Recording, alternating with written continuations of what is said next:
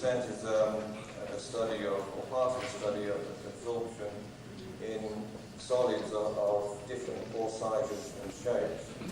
When we submitted the abstract, we weren't sure which results we were going to present here, which explains the difference between the title written here and the title which is in the book of abstracts. In the end, we decided to study microporous materials prepared by thermal decomposition of nickel hydroxide. So the shape of the pores in this case, in contrast to the other papers presented in this session, the shape of the pores in this case will be slit-shaped pores, which are formed essentially when, during the decomposition, the 0001 basal planes of the hydroxide are transformed into 1,1 planes of nickel oxide, which has the sodium chloride structure. So the slits essentially are formed in between the parallel to the initial basal planes of the crystals. And the pore size, as we will see, varies between, or can be varied between approximately 0.8 nanometers up to about 2 nanometers and possibly slightly more. We've looked at two different preparations of nickel hydroxide. The first sample is a fairly conventional preparation. Sample of nickel hydroxide is dissolved in concentrated ammonia to form the hexamino complex, which is then decomposed by passing nitrogen through the solution at 60 degrees and the hydroxide precipitates. The second sample was made by drop-wise addition of sodium hydroxide to a solution of nickel chloride. The first sample is a reasonably well crystallized sample, and the dimensions, the width and diameter of the particles are approximately equal. The second sample, on the other hand, gives particles which are much more plate-like. The diameter of the particles is greater, and it's significantly greater than the width, which is probably fairly small. So the morphology of the particles is different, and this difference is reflected in the shape of the nitrogen isotherms determined on the non-decomposed samples. Sample A, the A for ammonia, to remember which sample is which. Sample A gives type 2 isotherm,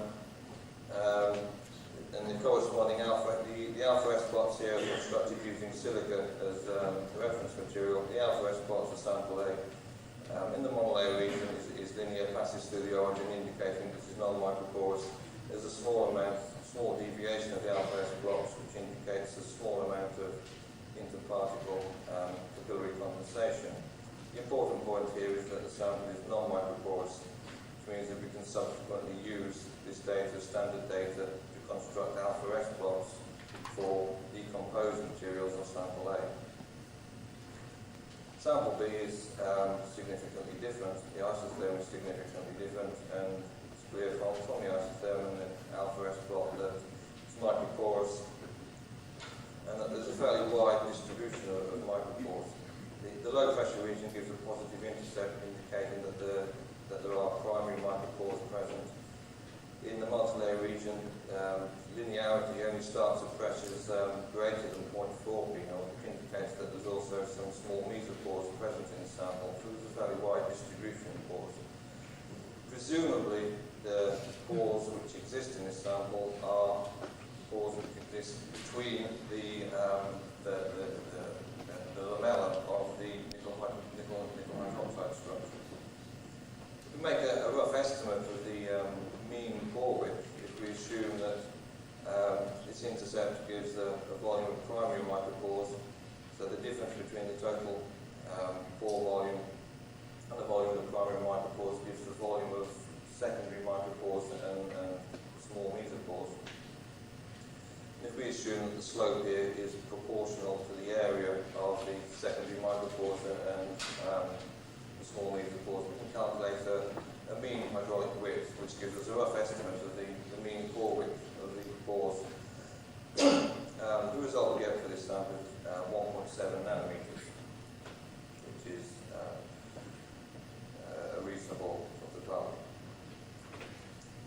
composition of the samples. Consider sample A first, which is much simpler. The samples are decomposed under vacuum, heating the samples slowly in order to keep the vapor pressure of the water low. The results which you obtain for the decomposition of this type of sample depend very much on the vapor pressure of water which is present.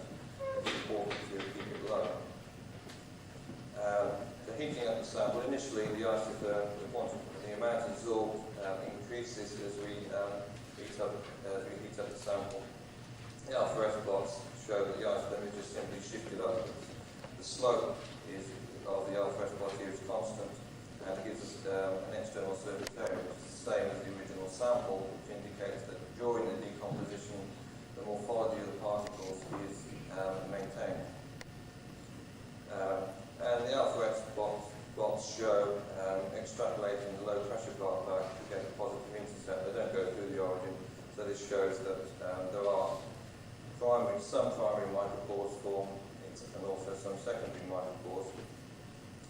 The linear region of the alpha-S plot here begins at pressures much below 0.4 p-naught, which indicates that there are, in this case, there are no mesopores, so that the pores formed are all micropores. So up to a temperature of 270, in fact up to a temperature of 300 degrees, the isotherm, the amount absorbed increases. At temperatures above, decomposition temperatures above 300, the isotherm starts coming down again, and we also find a change in the shape of the isotherm. It's clear at 400 degrees, the knee of the isotherm is much more rounded, and at 500 it's gone down. It's almost type 2 at 500 degrees, and this indicates or suggests that there is a widening of the pores that's occurring, and this is confirmed by the alpha-S plots. At 270 and 300 degrees, the alpha-S plots don't extrapolate through the origin, indicating that we have some primary micropores. At 400 degrees, the alpha-S plot goes and we extrapolate through the origin, indicating that the primary micropores have disappeared, and that this sample just contains secondary pores. At 500 as well, the isotherm goes through the extrapolates through the origin.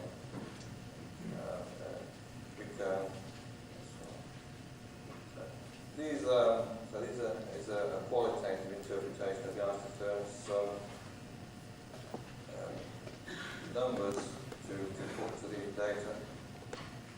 The first column indicates that it's a sample. The numbers indicate the temperature of heat treatment of the samples.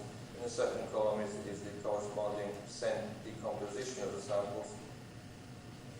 Third column is the external surface area. The non-decomposed sample, the area is about 35 or 36. You see, again, this confirms that the area is constant, which confirms that the morphology of the particles is retained. This is the total pore volume. You see initially increases, and then here remains more or less constant. And then above 95% decomposition, the total pore volume rapidly starts to decrease. The final column gives the volume of primary micropores. You see initially primary micropores are formed. The quantity remains more or less constant up to this level of decomposition, and then again decreases rapidly. And you see this decrease occurs before the decrease in the total pore volume, which indicates that the primary micropores are lost first before the other pores. To get an idea of the pore size, if we calculate a mean hydraulic pore width from the data of the alpha-S plots of these samples, we get these values. So the mean pore width initially is about 0.9, decreases slightly up to 95% decomposition, but then above 95% decomposition, when the pore volume begins to decrease rapidly, the pore width increases rapidly. So we get over this range, we have a mean pore width of about 0.84 nanometers, and then this high levels of decomposition goes up to about 2. It's interesting to compare these results with results which we previously obtained for the decomposition of magnesium hydroxide, which is a very similar system. In the case of magnesium hydroxide, we don't get any primary micropores at all, they're all secondary micropores, and the mean pore width is about 0.93 nanometers. So there's a difference qualitatively the two systems that are similar, but quantitatively there is a difference of about 0.1 nanometer in the pore size between nickel hydroxide system and the magnesium hydroxide system. The final column shows the change in the percentage of secondary micropores and primary micropores present during the sample, and we notice that this goes up from, is continually going up, or which again confirms that during the decomposition, at all stages of decomposition, there's a gradual, there's a widening of the pores occurring.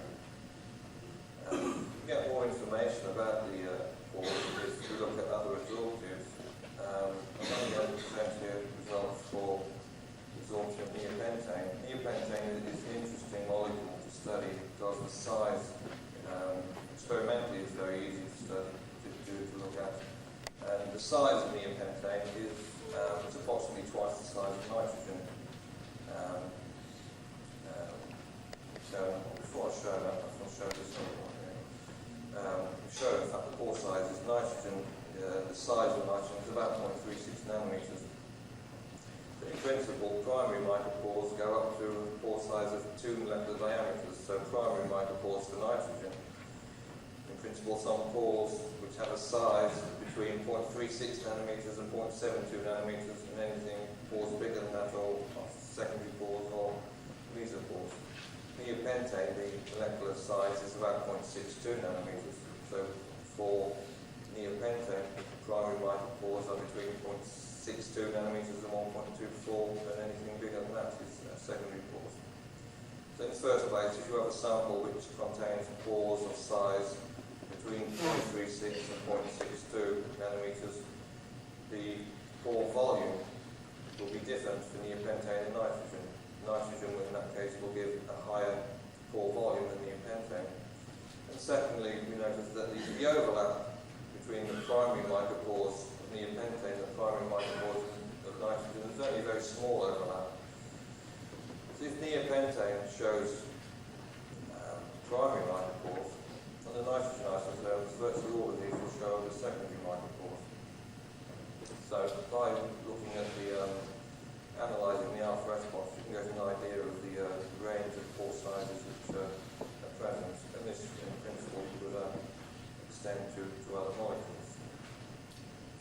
So look at the neopentane isotopes on sample A. We only have 3 here. If we heat them up, as with nitrogen, the isotope, the amount of absorption increases. The alpha spots again show that you're forming microporosity, but the morphology of the particles again is constant. Surface area is calculated from the alpha spots are almost the same as the surface area is calculated from the nitrogen isotopes. A significant difference between these results and those with nitrogen, whereas with nitrogen about 60% of the pores are secondary pores, we see from these alpha spots that virtually all the pores are primary pores.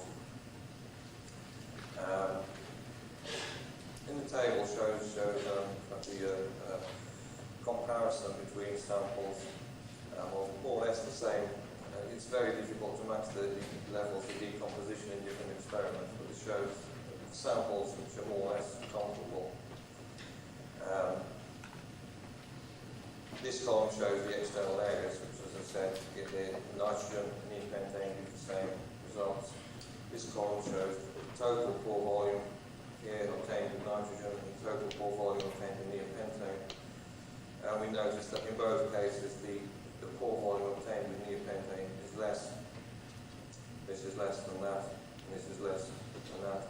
The pore volume obtained with neopentane, in fact, is less than that obtained with nitrogen, which indicates that there are pores in diameters less than 0.6 nanometers in the sample. It's also interesting to note this column shows the volume of primary micropores. This is V1 here.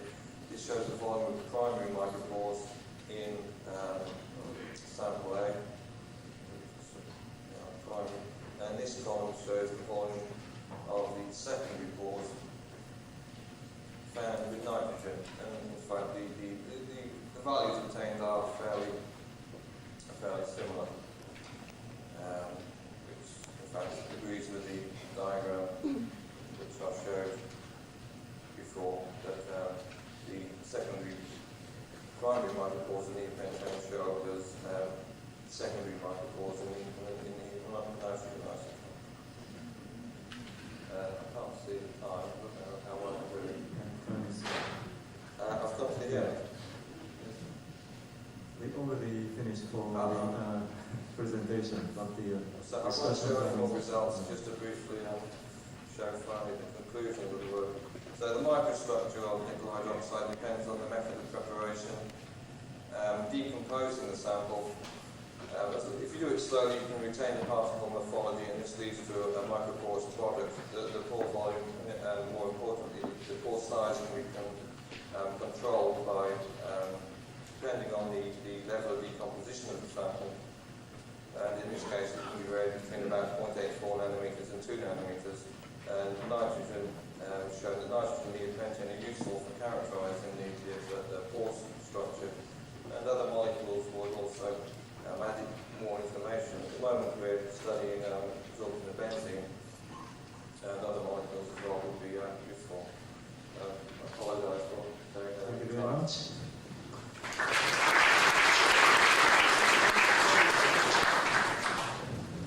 Okay, one question, please. Okay, short question, please.